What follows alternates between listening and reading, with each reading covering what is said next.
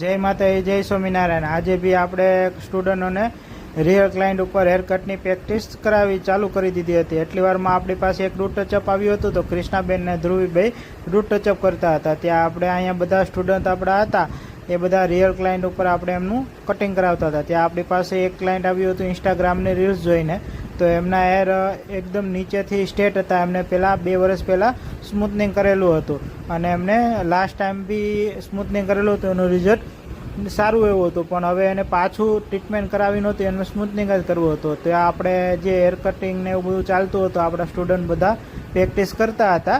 એમાં પછી એમની ટ્રીટમેન્ટ સ્ટાર્ટ કરી હતી। આપણી પાસે બીજા એક ક્લાયન્ટ આવી ગયા હતા, તો એમના હેર બી બહુ ડ્રાય અને ફ્રીઝી હતા, તો આપણે એમને એક ફ્યુઝન ટ્રીટમેન્ટ સજેસ્ટ કરી હતી। તો એમની ટ્રીટમેન્ટ આપણે સ્ટાર્ટ કરાવડાવી હતી, પણ તમે જોઈ શકો છો એ પહેલાં એમના હેર કેટલા ડ્રાય અને ફ્રીઝી છે।